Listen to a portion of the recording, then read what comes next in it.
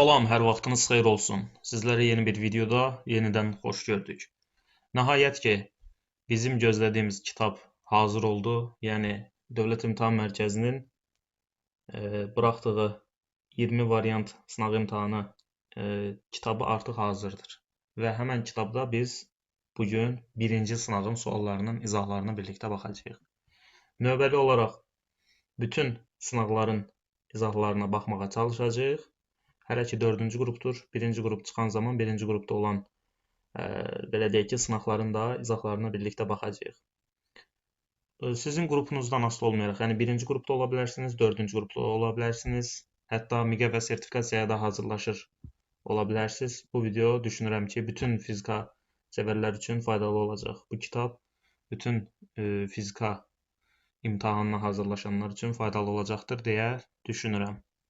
Hamı üçün xeyirli uğurlu olsun. Vaxtı daha da uzatmayaq və başlayaq birinci suala. Düzxətli bərabər yavaşlayan hərəkət edən cisim 120 metr yol gedərək dayandı. Sərf olunan zamanın ikinci yarısında gedilən yolu hesablayın. Düzxətli bərabər yavaşlayan hərəkət edən cisim hərəkətini iki hissəyə bölsək, yəni hərəkət müddətini iki hissəyə bölsək, birinci zaman anında 3K, ikinci zaman anında isə K qədər yol gedər deyərik. Və bunların toplamının 120 metr olduğunu bizə deyir. 3K-nın üzərinə K-nı gələrik. 4K olar. 4K əgər 120 metrdirsə, o zaman biz buradan K-nı taparıq. Və deyərik ki, K bərabərdir 30 metrdir. Sualımızın cavabı B variantı olmalıdır. Avtomobilin spidometrinin göstərişinə əsasən onun sürətini müəyyən edin deyir bizə. Biz burada sürəti müəyyən etmək üçün ilk növbədə cihazın bir bölgüsünün qiymətini tapmalıyıq. Bir bölgünün qiymətini tapmaq üçün 100-dən 80-i çıxacam. 100 çıx 80. Bölünsün bölgülərin sayı. Yəni 100 ilə 80 arasında olan bölgülərin sayı 5 ədəddir. 5-ə bölürəm. 100-dən 80-i çıxdım. 20 böldüm 5-ə oldu 4. Bu bir bölgünün qiymətidir. Yəni 80-dən sonra gələn qiymət 84 olmalıdır.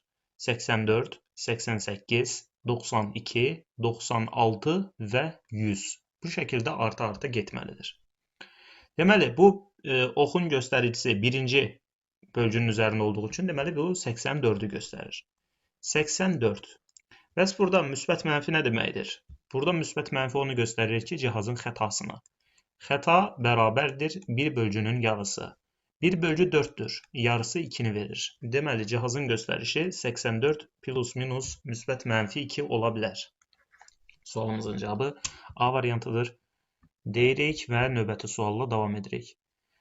Cisim düz xətt üzrə A nöqtəsindən B-yə, sonra isə çevrə qövsü üzrə hərəkət edərək C nöqtəsinə gəlib. Bütün yola 10 saniyə vaxt sərf edilibsə, cismin yola və yer dəyişməyə görə orta sürətini hesablayın deyir bizə.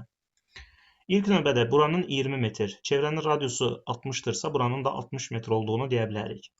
O zaman biz yer dəyişməni tapanda başlanğıcdan sona doğru bir vektor çəkməyimiz lazımdır. İndi bunu bir üçbucaq kimi düşünsək, bura 20 və 60, 80 oldu. Burada yuxarı doğru 60-dır. 80 ilə 60-ı Pifagordan buranın 100 olduğunu, yəni hipotenuzun 100 olduğunu tapırıq. O zaman yer dəyişməyə görə orta sürətini, yəni V2 bərabərdir.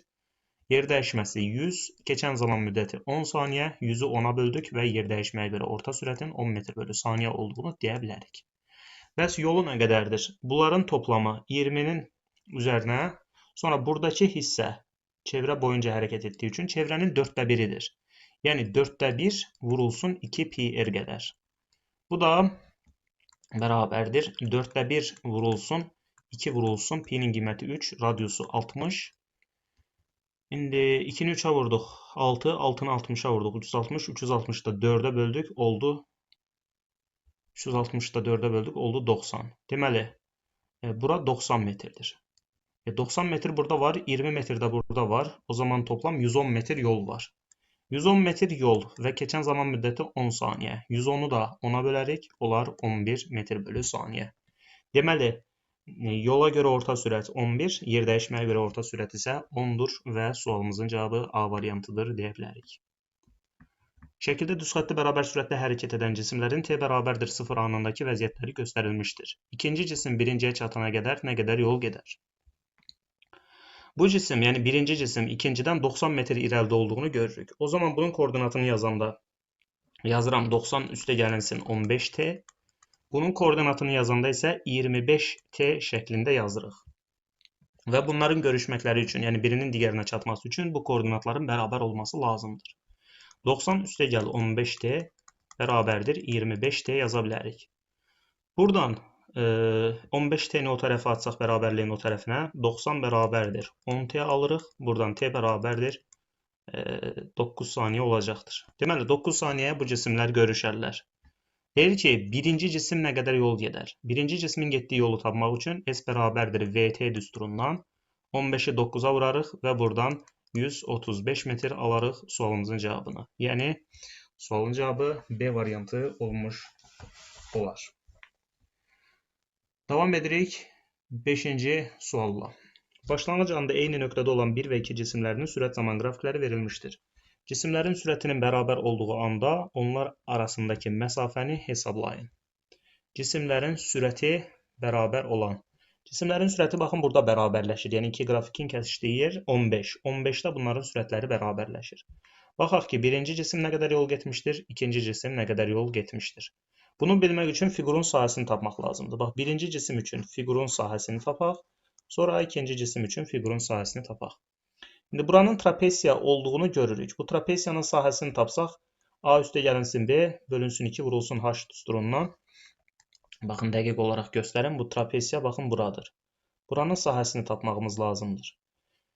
Oturacaqlarından biri 30-dur, digəri isə 15-dir. Yəni 30 üstə gəlinsin 15, bölünsün 2, vurulsun, hündürlüyü də 4 ilə 6-nın arası, yəni 2. Vururam 2-yə.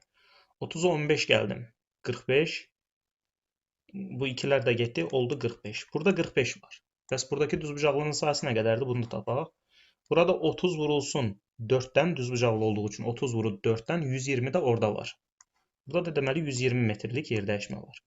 Deməli bu birinci cismin getdiyi yol, yəni S1 desək, S1 bərabərdir 120 metr burada, 45 də burada, 165 metrlik bir yol getmiş olur. Bu birinci cismin getdiyi yoldur. Bəs ikinci cisim nə qədər getmişdir? İkinci cismin getdiyi yolu tapmaq üçün də ikinci cismin koordinat zaman qrafikini, daha doğrusu sürət zaman qrafikində baxın bu hissənin, yəni fiqurun sahəsini tapmaq lazımdır. Burada düzbucaqlı üçbucaq olduğunu görürük. Baxın bu qrafiklə bu zaman oxu arasında qalan hissə. Bura 15, bu da 6. 15 ilə 6 bunun katetləridir. Yarıya bölürük. Yəni 15'i vururuq 6'ya, bölürük 2'yə. 15 vurur 6 bölü 2, o da eləyir 45 metr. Deməli, ikinci cismin getdiyi yol S2 bərabərdir 45 metrdir. Bunların arasındakı məsafəni də tapmaq üçün 165-dən 45'i çıxırıq və deyirik ki, bunlar arasında olan məsafə 120 metrə bərabərdir.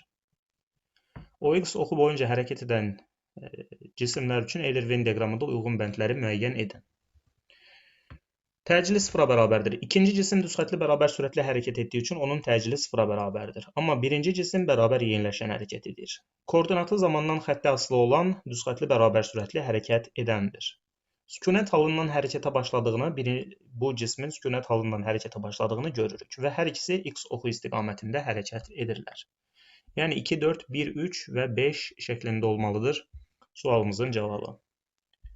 Verilmiş radiuslu çevrə üzrə bərabər sürətlə dövr edən maddi nöqtənin xətti sürəti, baxaq görək, xətti sürəti V bərabərdir 2 πr bölünsün T yazsaq, deməli dövr etmə periodu ilə tərs mütənasib asılıdır. Və V bərabərdir omega R düsturuna əsasən bucaq sürəti ilə düz mütənasibdir. Period ilə tərs, bucaq sürəti ilə düz mütənasibdir. Sualımızın cavabı 2 və 4 olmalıdır. Radiusu 80 cm olan çevrə üzrə bərabər sürətlə hərəkət edən maddi nöqtə A nöqtəsindən B nöqtəsinə 0,5 saniyəyə çatır. Maddi nöqtənin mərkəzə qaçma təcilini hesablayın.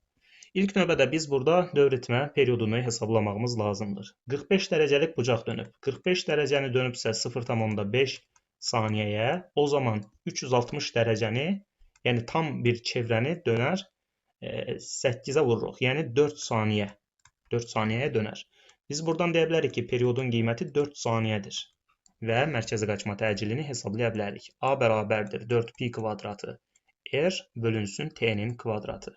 Buradan A bərabərdir 4 vurulsun pi'nin kvadratı 10 bölünsün zamanın qiyməti də radiusunu da yazaq 0,8, yəni 80 cm 0,8 metr deməkdir.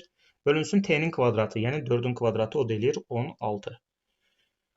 4'ü 10'a vurduq 40, 0,8'ə vurduq 32, 32'ni də 16'ya böləndə 2 metr bölü saniyə kvadratı olmuş olur sualımızın cavabı. Düzxətlə hərəkət edən eyni kütləli 1 və 2 cisimlərinin sürətlərinin proyeksiyasına zamanla asılı qrafikləri verilmişdir. Cisimlərə təsir edən əvəzləyici qüvvənin proyeksiyasının nisbətini hesablayın. Kütlələr eyni olduğu üçün qüvvələrin nisbəti təcillərin nisbətinə bərabərdir. Yəni F2 bölü F1 bərabərdir. A2 bölünsün A1 deyə bilərik. Bərabərdir. İkincini tapsaq, 15 bölü 5'dən bu eləyir -3. Proyeksiya dediyi üçün buna yazırıq -3. Birincisi üçün isə 20-dən 25'ə dəyişməyən dəyişmə 5, keçən zaman müddəti də 5, 5'i də 5'ə böldük, bu da oldu 1. -3'ü də 1'ə böldük, -3 oldu sualımızın cavabı. Üfüqi müstəvidə M bərabərdir 30 kg kütləli cisim şəkildəki istiqamətdə F bərabərdir 50 Newton qüvvənin təsiri ilə hərəkət edir. Cismə təsir edən reaksiya qüvvəsini hesablayın. F qüvvəsini proyeksiyalara ayırsaq, bunlardan biri F kosinus alfa, digəri isə F sinus alfa olar. Və burada dayağın reaksiya qüvvəsini tapmaq üçün mc ağırlıq qüvvəsi ilə F sinus alfanı toplamağımız lazımdır. Yazıram M bərabərdir mc üstə gəlinsin F sinus alfa. Kütləsi 30, sərbəstşümə təcili 10, bir-birinə vuranda olur 300. Üstə gəlinsin. Qüvvənin qiyməti 50, sinusun qiyməti 0,8, 50-ni 0,8'ə vuranda olur 40. Bu ikisinin toplamda bizə 340 Newton verir. Sürtünməsiz üfüqi səth üzərində kütlələrini verib, qüvvəni verib, deyir ki, ikinci cismin birinciyə təsir qüvvəsini hesablayın. Birinci növbədə bunların təcilini hesablayaq. A bərabərdir, F bölünsün M bərabərdir. Qüvvənin qiyməti 20, ikisinin bir yerdə toplam kütləsi 5 kg. Yəni 2 kg-la 3 kg-ın toplamı 5 kg eləyir. Və 20-ni 5'ə böldük, burada təcilin qiyməti 4 metr bölü saniyə kvadratı alınmış oldu. İkinci cismin birinci cismə təsirini tapmaq üçün, yəni buna F2 desək, M2 vurulsun A şəklində yaza bilərik. İkincinin kütləsi 3, təcili 4 tapdıq, 3'ü 4'ə vurduq və bu qüvvə 12 Newtona bərabər olmuş oldu. Eni 12 metr və axın sürəti V bərabərdir 2 metr bölü saniyə olan çayda qayıq K nöqtəsindən suya nəzərən V2 bərabərdir 5 metr bölü saniyə sürətlə şəkildəki istiqamətdə hərəkətə başlayır. Qayıq 4 saniyə müddətində M nöqtəsinə çatarsa, LM məsafəsini hesablayın. Eni 12 metrdirsə, yəni eni dediyimiz buradır. O zaman enini 12, zamanı da 4 bilirik. Biz buradan VY-i tapa bilərik. VY bərabərdir 12 bölünsün 4. Yəni S bölünsün T. Bu da bərabərdir 3 metr bölü saniyə. İndi, əgər bu V2-ni bizə 5 vermişdirsə, buranı biz 3 tapdıqsa, o zaman Vx-imiz olmalıdır 4. Çünki Pifagordan 3 ilə 4, 5 verir bizə. Yəni burada VY 3 metr bölü saniyədir, Vx isə 4 metr bölü saniyədir. Vx bu tərəfə 4'dür. Çayın axın sürəti də var axı. Çayın axın sürəti də 2 metr bölü saniyədir. O zaman sağa doğru toplam sürət olmuş olur. Bu 2 ilə 4'ün cəmi. Yəni V yazıram sizə, məsələn buna yazım sağ tərəfə doğru olan sürət 2 ilə 4'ün toplamı 6 metr bölü saniyə. Zamanı da 4 saniyə demişdik. O zaman buradan LM məsafəsini tapa bilərik. LM bərabərdir 6 vurulsun keçən zaman müddəti 4 saniyə, vurduq bir-birinə, oldu 24 metr. Sualımızın cavabı A variantı olmuş oldu. Bir cismi 8 metr bölü saniyə hərəkət edərkən, iki cismi sükunət vəziyyətindən 0,4 metr bölü saniyə kvadratı təcillə hərəkətə başlayıb. 20 saniyə sonra ikinci cismin birinci cismə nəzərən sürətinin modulunu hesablayın. 20 saniyə sonra ikinci cismin sürətini hesablayaq. V2 bərabərdir AT. Təcilin qiyməti 0,4. Zamanın qiyməti 20. 0,4'ü 20'yə vurduq, oldu 8 metr bölü saniyə. Deməli, ikinci cisim bu tərəfə doğru, yəni bu istiqamətdə getdiyini görürük. 8 metr bölü saniyədir. Bu birisi cisim isə V1 də bərabər sürətlə hərəkət edir. O da 8 metr bölü saniyə sürətlə hərəkət edir. İkinci cismin birinci cismə nəzərən sürətini tapmaq demək, ikinci cismin sürətindən birinci cismin sürətini çıxmaq deməkdir. İkinci cismin sürəti yuxarı doğru olduğunu görürük. Birinci cismin sürəti sağ tərəfə doğru idi. Çıxdığımız üçün sol tərəfə doğru olacaq və bu ikisinin arasındakı bucaq 60 dərəcə bura olduğu üçün burada 120 dərəcə olur. Burada 120 dərəcə olduğu üçün vektorlar arasındakı bucaq 120'dirsə, bu iki dənə vektorun toplamı 8'in özünə bərabərdir. Yəni, bir cismin digərinə nəzərən sürətinin modulu 8 metr bölü saniyə olmalıdır. Başlanğıc anda eyni yerdə olan düzxətlə hərəkət edən iki cismin sürət tənliklərini verib, neçə saniyə sonra cisimlər arasındakı məsafə 144 metr olar deyir bizə. İlk növbədə bunların yerdəyişmə tənliklərini yazaq, baxaq görək nə qədər yerdəyişmə eləyiblər.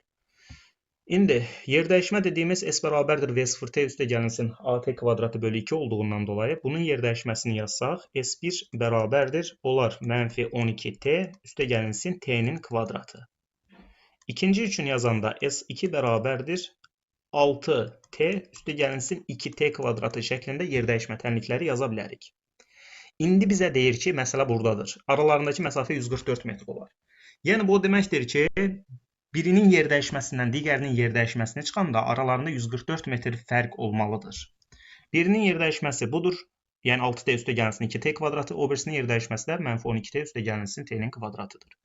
Bunları bir-birindən çıxdığımız zaman bizə belə deyək ki, aralarındakı məsafənin 144 olduğunu verməlidir.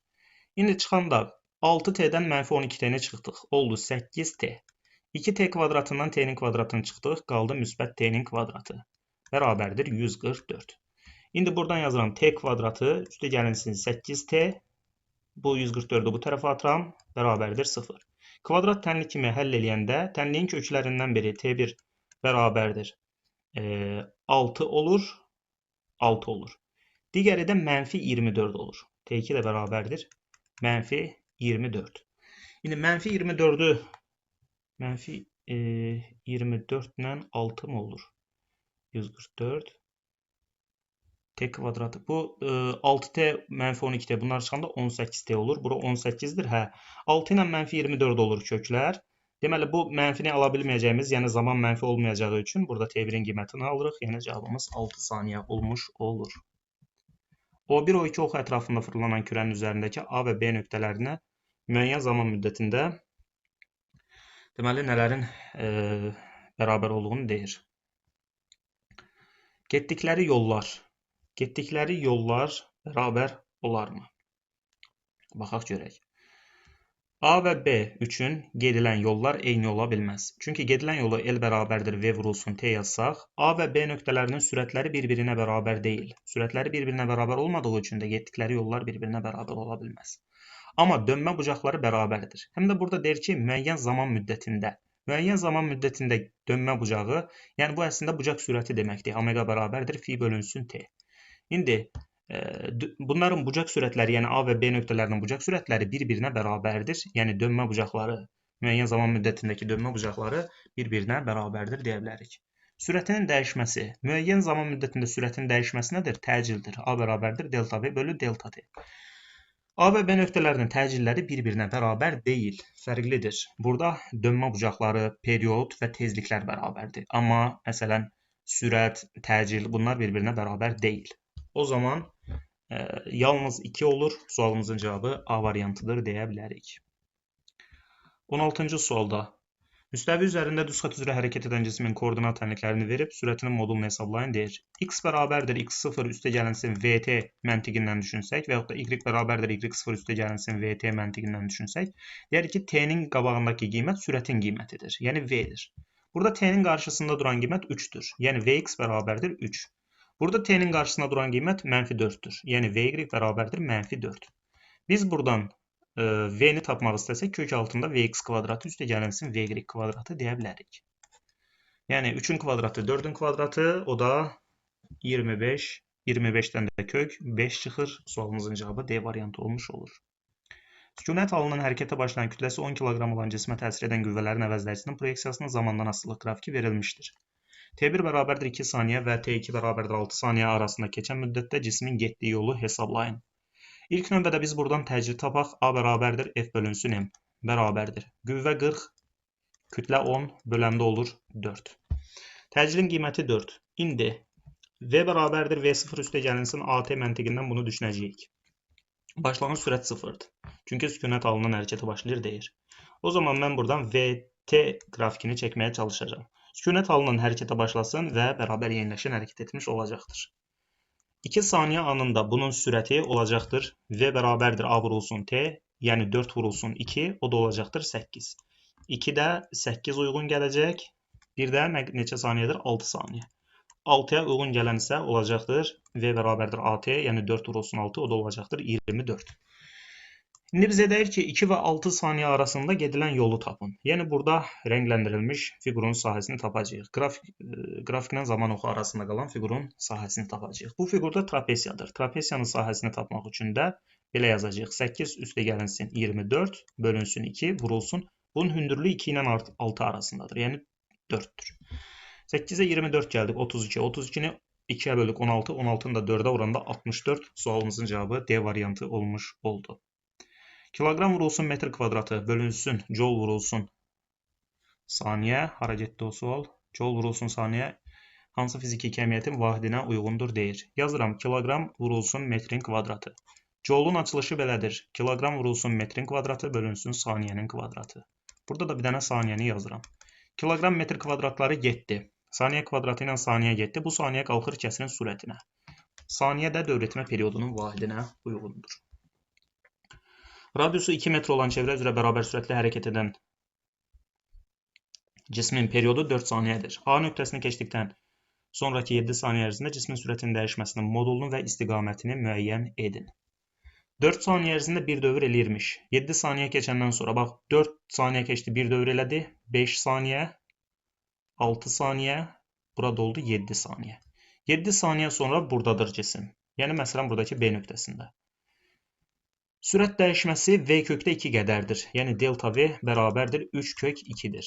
Çünki 4də 3 period kimi düşünə bilərik bunu. İndi sürət dəyişməsi. Bunun sürəti bu tərəfə doğrudur.